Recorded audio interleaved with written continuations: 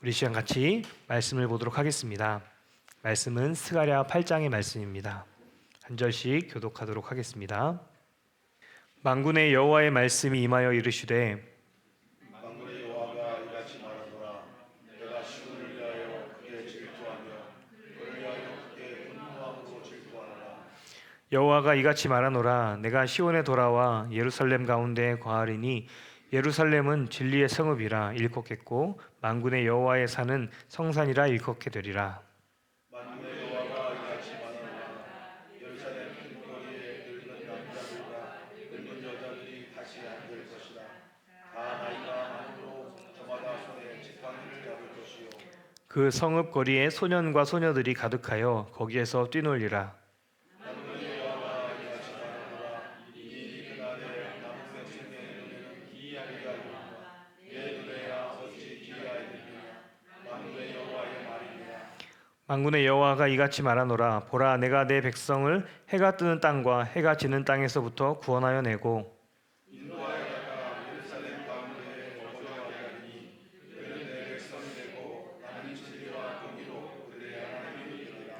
만군의 여호와가 이같이 말하노라. 만군의 여호와의 집 곧 성전을 건축하려고 그 지대를 쌓던 날에 있었던 선지자들의 입의 말을 이날에 듣는 너희는 손을 견고히 할지어다.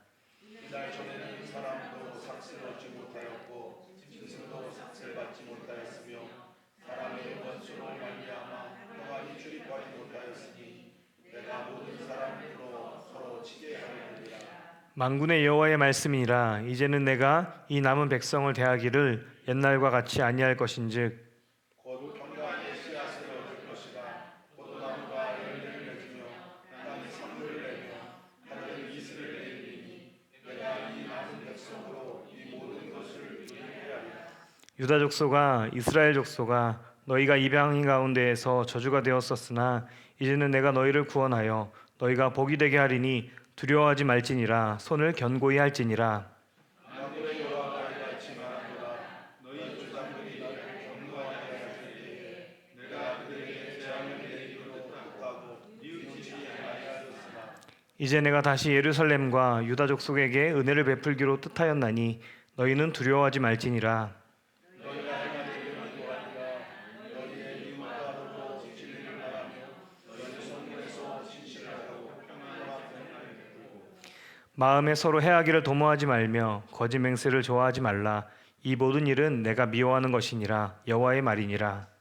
만군의 여호와의 말씀이 내게 임하여 이르시되 만군의 여호와가 이같이 말하노라. 넷째 달의 금식과 다섯째 달의 금식과 일곱째 달의 금식과 열째 달의 금식이 변하여 유다 족속에게 기쁨과 즐거움과 희락의 절기들이 되리니 오직 너희는 진리와 화평을 사랑할지니라.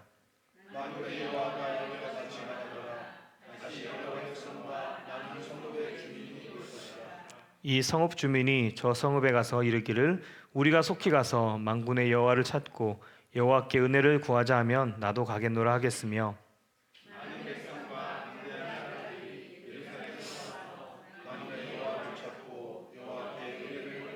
함께 읽겠습니다. 만군의 여호와가 이와 같이 말하노라. 그날에는 말이 다른 이방 백성 10명이 유다 사람 하나의 옷자락을 잡을 것이라. 곧 잡고 말하기를 하나님이 너희와 함께 하심을 들었나니 우리가 너희와 함께 가려 하노라 하리라 하시니라. 아멘. 아멘. 여러분, 우리가 처음 하나님을 만났을 때 그 사랑 때문에 얼마나 감사가 넘치고 또 감격이 넘쳤습니까?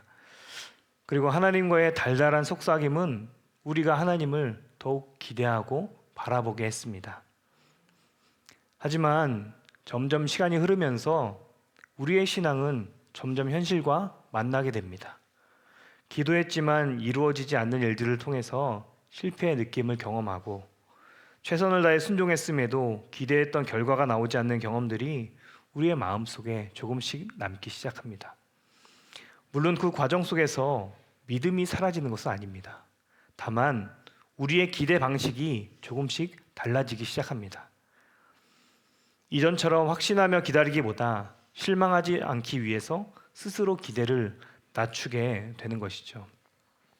겉으로 보기에는 여전히 믿음 생활을 하고 있지만 마음 깊은 곳에서는 더 이상 크게 기대하지 않는 상태, 육신의 약함을 입고 있는 우리이기에 거절당하고 싶지 않은 방어 기제가 자연스럽게 발동한 것입니다. 오늘 스가랴 8장의 말씀은 바로 이런 상태에 있는 이들에게 주신 하나님의 음성입니다. 우리가 계속 스가랴 시대의 이스라엘에 대해서 이야기했던 것처럼 그들은 오랜 세월 이어졌던 바벨론 포로 생활이 끝나고 일부 백성들이 예루살렘으로 귀환했습니다. 사람들은 돌아가기만 하면 모든 것이 다 정상으로 돌아올 것이라 생각했습니다. 기대했습니다.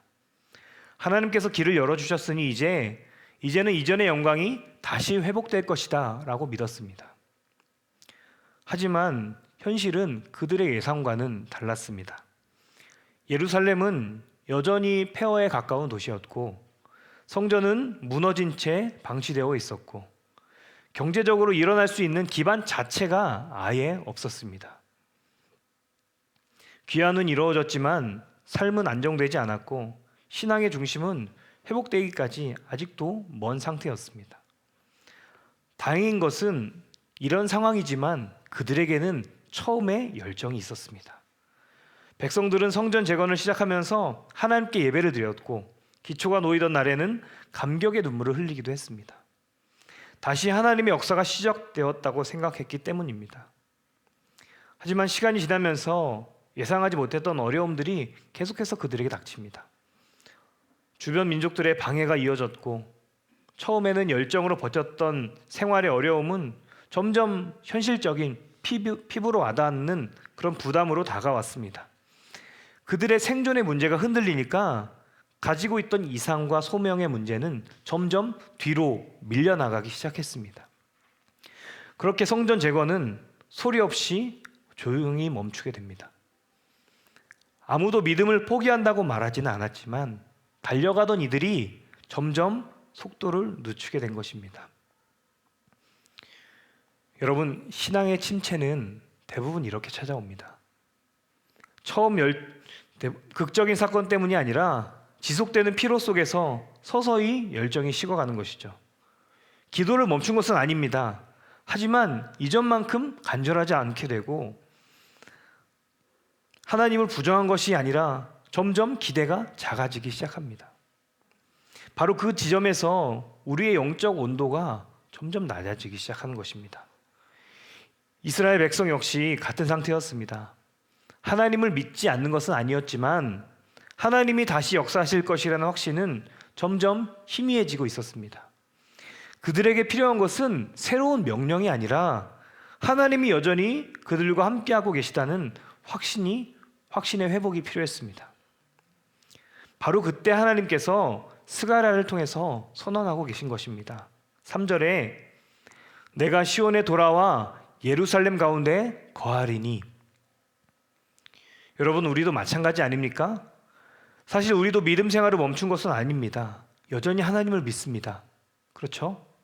믿으셔서 이 자리에 오신 거죠. 하지만 하나님의 하실 수 있는 영역을 나의 잣대로 규정하고 있지는 않습니까?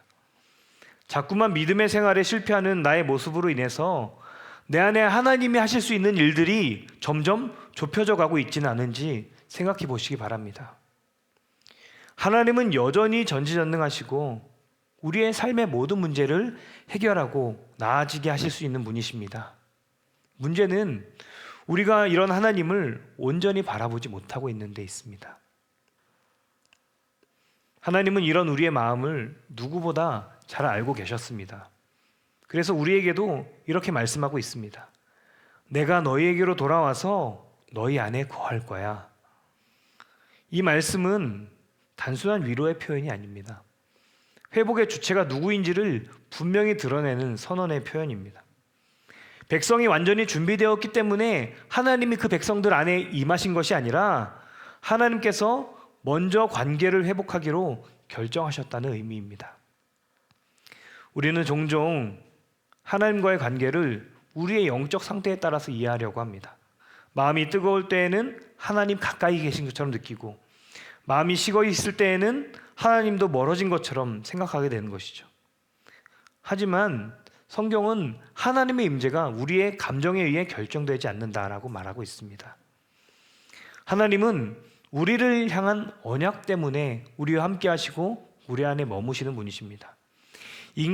우리의 변덕보다 하나님의 신실하심이 더 크기 때문에 하나님의 역사가 우리 안에 계속 이어질 것이라는 것입니다.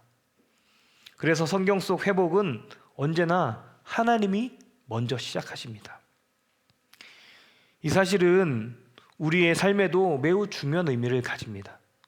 우리가 지쳐 있을 때에도 하나님은 멈추지 않으시고, 우리가 기대를 내려놓았을 때에도 여전히 하나님은 우리를 향해서 미래를 준비하고 계십니다. 스가랴 8장은 바로 그 사실을 다시 우리에게 들려주고 있는 것입니다. 그렇다면 여기서 한 가지 의문은, 하나님께서 이렇게 열심히 일하고 다시 회복을 선언하셨는데 왜 이스라엘의 현실은 여전히 달라 보이지 않았을까요?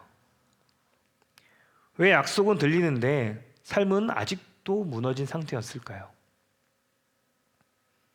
오늘 본문 4절 5절에서 하나님은 회복을 선언하시고 이스라엘의 일상을 말씀하시기 시작합니다. 그런데 우리는 보통 하나님의 회복을 생각할 때 눈에 띄는 변화를 생각하지 않습니까? 무너졌던 상황이 단번에 뒤집혀지거나 오랫동안 해결되지 않았던 문제가 극적으로 사라지는 그런 모습을 기대하지 않습니까? 하지만 하나님이 스가랴를 통해서 보여주신 회복은 지극히 평범한 일상의 모습입니다. 할아버지 할머니가 다시 예루살렘 거리의 광장에 앉아있고 아이들이 거리에서 마음껏 뛰노는 모습입니다. 이 장면에는 전쟁의 승리도 없고 극적인 변화도 없고 정치적인 번영도 나아감도 없습니다. 오히려 너무 평범해서 특별하게 보이지 않을 정도입니다. 하나님은 바로 이 모습을 회복이라고 이야기하고 계십니다. 왜냐하면 포로를 지나온 이스라엘에게 가장 무너졌던 것이 바로 이 일상이었기 때문입니다. 나라를 잃는다는 것은 단순히 영토를 빼앗기는 사건이 아닙니다. 삶의 안전지대가 사라지고 미래를 계획할 수 없게 되고 다음 세대를 보호할 수 없는 상태로 들어가는 것을 의미합니다. 아이들이 거리에서 뛰놀 수 없다는 것은 단순한 사회 문제를 넘어서 그 땅 전체가 두려움 속에 있음을 이야기합니다. 노인이 편안히 앉아 있을 수 없다는 것은 내일을 보장받지 못하는 시대라는 뜻입니다. 그렇기에 하나님은 그들에게 먼저 경제 회복을 약속하지 않으십니다. 군사적인 강대함을 말씀하시지도 않으십니다. 대신 이렇게 선언하십니다. 내가 예루살렘 가운데 거하겠다. 여기서 우리는 하나님의 회복의 순서를 발견하기를 원합니다. 하나님은 환경을 먼저 바꾸시는 분이 아니라 임재를 먼저 회복하시는 분이십니다. 하나님이 다시 그 도시에 거하시기 시작할 때 비로소 그 자리에 질서가 회복되고 평안과 안정이 따라오게 된다는 것입니다. 이스라엘의 역사를 돌아보면 언제나 동일한 패턴이었습니다. 하나님과의 관계가 흔들릴 때 사회는 불안해졌고 예배가 무너질 때 공동체의 중심도 함께 무너졌습니다. 반대로 하나님이 다시 중심에 자리 잡을 때 사람들의 삶은 서서히 안정되기 시작했습니다. 오늘 우리의 신앙도 마찬가지입니다. 우리는 종종 상황이 좋아져야 마음이 안정될 것이라 생각합니다. 문제가 해결되고 환경이 정리되면 믿음도 자연스럽게 회복될 것이다 라고 생각합니다. 하지만 성경은 정반대의 방향을 보여줍니다. 하나님이 함께 하실 때 우리가 그분의 평안 가운데 거합니다. 그리고 그 평안 속에서 삶의 질서가 다시 세워지는 것입니다. 외부 환경이 완벽해졌기 때문이 아니라 하나님이 내 삶의 중심에 다시 자리 잡으셨기 때문에 우리의 삶의 전반이 회복된다는 것입니다. 그래서 진짜 회복은 문제가 사라지는 것이 아니라 하나님이 다시 우리 안에 거하시는 사건을 이야기합니다. 하나님의 임재가 회복될 때 우리는 다시 미래를 향해 나아가게 됩니다. 관계가 회복되고 공동체가 살아나고 평범해 보이던 자리가 일상의 자리가 은혜의 자리로 바뀌게 되는 것입니다. 하나님은 이 일을 반드시 너희에게 이루실 것이다 라고 말씀하고 있는 것이죠. 그래서 중요한 것은 우리가 지금 함께 하시는 하나님을 얼마나 인식하고 얼마나 바라보며 살아가느냐입니다. 저희 부부가 처음 삼척에서 이제 이소리를 낳고 밤 수유에 시달리고 있을 때 아내는 심한 산후 우울증이 왔습니다. 저는 여기에다가 조금 산후 우울증이 왔습니다 이렇게 적었는데 아내가 조금은 빼라고, 조금 아니라고, 큰 산후 우울증이 왔다고 하더라고요. 진짜 많이 힘들었습니다. 처음 낯선 땅에서 아는 사람도 없이 집에만 있는 것이 열정이 넘치는 저희 아내에게는 너무나 힘든 일이었습니다. 그런 어느 날 밤에 아내와 이야기를 하는데 아내가 자신이 불행한 것 같다라고 이야기하는 것입니다. 사실 지금 눈앞에 닥친 상황과 환경을 보면 그렇게 생각할 수 있었던 것 같습니다. 그런데 문득 하나님이 주시는 마음은 아내의 과거를 돌아보라라고 말씀하셨습니다. 그래서 제가 이야기했습니다. 생각해봐. 지금 집도 있고 먹을 것도 있고 안정적인 가정도 있고 이소리까지 있어. 당신이 살아온 삶에서 가장 풍족하고 부유하고 안정적인 삶 아니야? 하나님이 이렇게나 당신에게 은혜를 주셨잖아. 사실 당신의 과거를 보면 지금 불행하다고 할 수 있는 조건이 하나도 없어. 지금 주어진 하나님이 주신 행복의 일들을 생각해봐. 그리고 나서 아내가 진짜 삶 가운데 허락하신 하나님 은혜들을 하나하나 보기 시작했습니다. 그리고 그렇게 하나님의 은혜를 생각하니까 다시 하나님이 바라봐지고 그 이후로 회복되어지는 것들을 경험하게 됩니다. 여러분, 지금 우리가 다 무너진 것 같고 자꾸만 반복되는 믿음의 실패로 인해서 흔들리고 있을지 모르겠지만 여전히 하나님은 우리와 함께 하십니다. 내가 흔들리는 것이지 하나님이 우리와 함께 하시지 않는다는 것은 아닙니다. 그리고 우리를 나아가게 하고 계시죠. 우리가 눈을 들어 그 주님을 바라보기 원합니다. 그때 우리가 머무는 자리는 하나님의 자리가 되고 우리는 하나님의 평안 안에 거하게 될 것입니다. 그런데 여러분, 여기에서 우리가 또 한 가지 기억해야 할 것이 있습니다. 하나님이 함께 하셔서 삶이 안정되는 것으로 모든 것이 끝나는 것일까요? 하나님의 목적이 우리를 안정시키는 것으로 끝나는 것일까요? 아닙니다. 우리는 한 가지를 더 생각해 봐야 합니다. 이 회복된 삶을 우리는 어떻게 살아가야 하는가? 회복은 단순히 편안해지는 것으로 끝나지 않습니다. 하나님이 회복시킨 사람들을 보면 그에게는 반드시 새로운 삶의 방식이 요구됩니다. 그래서 하나님은 회복될 이스라엘을 선포하신 후에 13절에 이제 이스라엘이 어떻게 살아야 하는지에 대해서 말씀하고 있습니다.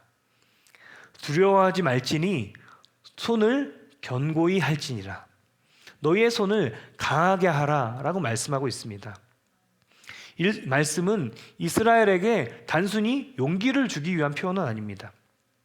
하나님께서 이미 회복의 역사를 시작하셨으니 이제 그 역사에 다시 참여해라 라고 하는 부르심인 것이죠.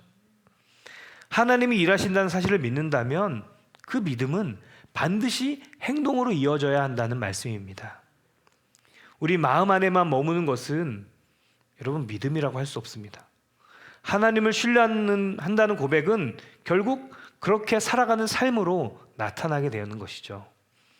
이스라엘 백성에게 손을 강하게 하라는 말씀은 멈추었던 일을 다시 붙들라고 하는 의미입니다. 하나님께서 맡기셨던 사명을 다시 시작하고 두려움 때문에 내려놓았던 그 자리로 다시 돌아가라 하는 부르심입니다. 사람은 실패보다도 실패의 기억 때문에 멈추게 되는 것 같습니다. 한번 어려움을 경험했던 자리에서는 다시 시작하는 일이 쉽지 않습니다. 이전에 최선을 다했지만 기대한 결과를 얻지 못했던 경험은 마음을 조심스럽게 만듭니다. 그래서 우리는 이렇게 말합니다. 아니, 지금은 때가 아닌 것 같아. 조금 더 상황이 나아지면 그때 해볼 수 있을 것 같아. 하지만 하나님은 완벽한 조건이 마련된 이유를 기다리라고 말씀하지 않으십니다. 오히려 약속을 먼저 주시고 그 약속을 붙들고 움직이라 라고 이야기하십니다. 13절에 두려워하지 말라라고 하고 있는데 이 말씀은 우리 안에 두려움이 존재하지 않게 하라는 명령이 아닙니다. 두려움은 있을 수 있습니다. 그럴지라도 두려움보다 더 큰 근거 위에 하나님의 약속 위에 서라는 말씀입니다. 상황은 변하지 않았지만 하나님의 말씀을 기준으로 나아가라고 이야기하고 있는 것입니다. 믿음이란 두려움이 사라진 이후에 행동하는 것이 아니라 하나님이 함께 하신다는 약속 때문에 두렵지만 한 걸음을 내딛는 것이 믿음입니다. 여러분, 그 믿음을 사용할 때가 언제일까요? 바로 지금입니다. 주님이 우리와 함께 하셔서 우리를 회복시키시고 주님과 함께하는 기쁨 가운데 거하게 하셨습니다. 그리고 우리가 해야 할 것은 우리의 손을 강하게 하고 우리가 두려움을 넘어서 순종의 자리로 나아가는 것입니다. 여러분 안에 막혀있던 그 일에, 순종해야 할 그 일에 믿음을 사용하시기 바랍니다. 주님이 여러분의 그 믿음을 보시고 나아가게 하실 것이기 때문입니다. 또 오늘 16절부터는 조금 더 구체적으로 회복된 우리가 해야 할 일들에 대해서 말씀하십니다. 서로 진실을 말하고 정의를 행하며 마음속으로 서로 해치려는 생각을 품지 말라라고 이야기하십니다. 이 말씀의 의미를 생각해 보면 하나님이 지금 원하시는 것이 단지 성전이라는 건물을 완성하는 것이 아니라 하나님의 거하실 우리 교회가 변화되기를 원하신다는 것입니다. 우리가 드리는 예배를 위해서 최근에 마이크도 교체하고 드럼도 구입하게 되고 또 앞으로 나은 상황들을 위해서 노력하지 않겠습니까? 그런데 하나님은 그런 것도 중요하지만 그보다 더 중요한 것은 예배하는 우리가 주님의 사람으로 새로워지는 것입니다. 말이 달라지고 관계가 달라지고 서로를 대하는 태도가 달라지는 변화가 우리 안에 먼저 이루어져야 할 부분이라고 말씀하고 있는 것입니다. 여러분, 혹시 우리는 하나님이 일하시기를 기대하면서도 정작 내가 다시 붙들어야 할 순종의 자리에서는 머뭇거리고 있지 않습니까? 다시 시작해야 한다는 것을 알지만 미루고 있는 기도가 있지 않습니까? 하나님이 맡기셨지만 부담 때문에 뒤로 물러나 있는 사명이 있지 않습니까? 관계 속에서 먼저 손 내밀어야 한다는 것을 알면서도 마음을 닫아두고 못 들은 척하고 있는 문제는 없습니까? 이런 우리에게 하나님은 오늘 본문을 통해서 분명히 말씀하고 계십니다. 너희의 손을 강하게 하라. 오해하지 마시기 바랍니다. 이 말씀은 더 열심히 살라는 압박의 말씀이 아닙니다. 우리가 혼자 이 일을 감당해라 라고 이야기하는 것도 아닙니다. 하나님이 내가 함께하니 두려워하지 말고 같이 가자 라는 하나님의 부르심의 말씀인 것이죠. 여러분, 우리의 믿음이 자라나는 일은 우리가 절대 넘어지지 말아야 한다는 것을 말하지 않습니다. 우리가 비록 넘어졌지만 그 자리에서 다시 일어나려는 몸부림, 거기에서부터 우리는 자라나게 되는 것입니다. 우리가 다시 순종의 자리에 서는 것, 그것이 하나님을 신뢰하며 나아간다는 의미인 것을 기억하시기 바랍니다. 오늘 이 말씀이 선포되고 있는 지금이 바로 그 순간입니다. 여러분, 우리가 그렇게 순종의 자리에 설 때 우리에게 어떤 일이 일어나실지 한번 보시기 바랍니다. 스가랴 8장 20절부터의 내용입니다. 이제 열방이 하나님의 백성을 향해 움직이기 시작합니다. 하나님은 단지 예루살렘이 회복될 것이라고만 말씀하지 않으십니다. 이제 여러 나라와 많은 백성들이 예루살렘을 향해서 나아올 것이라고 말씀하십니다. 하나님의 백성과 함께 하시겠다는 약속이 결국 열방을 향한 소망으로 이어지는 장면이 나오고 있습니다. 하나님이 우리 안에서 이 회복을 이루실 때 그 변화는 결국 우리 안에만 머무는 것이 아닙니다. 하나님의 회복을 누리는 우리는 반드시 세상 속에서 증거가 되기 때문입니다. 하나님이 회복시키시는 이유는 단지 우리를 편안하게 만들기 위함이 아니라 하나님은 회복된 우리를 통해서 하나님의 살아계심이 이 세상 가운데 증거되기를 원하시는 분이십니다. 다시 말해서 우리의 회복되고 끝이 아니라 하나님의 사명으로 이어지게 된다는 것입니다. 그래서 스가랴 8장은 처음에 개인적인 회복에서 공동체의 회복, 그리고 나아가서 열방의 회복까지 보여주고 있습니다. 그리고 23절의 말씀처럼 우리가 너희와 함께 가려 하노라. 하나님이 너희와 함께 하심을 들었음이라. 세상 사람들이 하나님의 백성을 붙잡으며 이렇게 말하게 된다는 것입니다. 이것이 우리가 올해 표어로 잡은 말씀이지 않습니까? 생수의 강이 흐르게 하라. 우리 교회가 우리가 나아가야 할 모습인 것이죠. 이것이 진짜 전도의 모습이고 부흥의 모습일 것입니다. 건물만 커지고 예배 공간만 좋아지는 것이 아니라 하나님이 함께 하신다는 증거가 삶 속에서 나타나는 교회, 말보다 삶이 먼저 하나님을 증언하는 교회가 바로 하나님이 세우시기 원하시는 교회이지 않겠습니까? 말씀을 정리하겠습니다. 오늘 본문은 단지 이스라엘의 미래만을 이야기하지 않습니다. 우리에게 나타나고 있는 모습입니다. 그리고 이런 우리에게 한 가지 질문을 던지고 있는 것이죠. 하나님이 우리와 함께 하신다면 우리의 삶은 어떤 모습으로 드러나고 있습니까? 여러분, 하나님은 지금도 우리에게 같은 일을 이루고 계십니다. 하나님은 무너진 것을 그냥 두지 않으십니다. 우리가 멈춘 그 자리에서 이야기를 끝내지 않으시고 우리가 기대를 내려놓았던 그 순간에도 하나님은 조용히 새로운 시작을 준비하고 계십니다. 그러니 우리는 이미 하나님이 시작하신 그 한가운데 서 있는 것입니다. 문제는 하나님이 일하고 계신가가 아니라 우리가 그 역사하시는 하나님을 얼마나 바라보고 의지하고 있는가입니다. 이것을 위해서 우리가 다시 시작해야 하는 것은 여러분 엄청난 것을 요구하지 않습니다.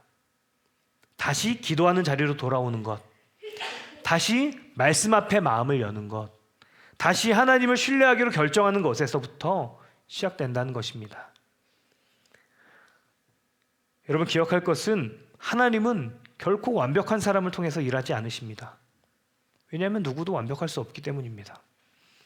그러니 다시 나아가기로 결단하는 사람, 순종하기로 결단하는 사람을 통해서 일하십니다.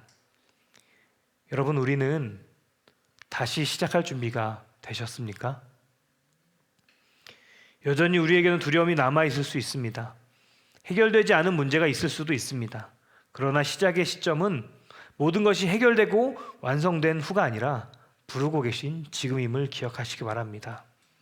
지금 우리와 함께 하시는 하나님이면 우리에게는 충분합니다. 우리가 그 하나님을 붙들고 우리와 함께 하시는 주님을 바라보며 우리가 믿음으로 나아가기를, 다시 멈췄던 그 자리에서 주님께로 가까이 나아가기를 결단하며 또 그렇게 살아가는 저와 여러분 되시기를 주님의 이름으로 축복합니다.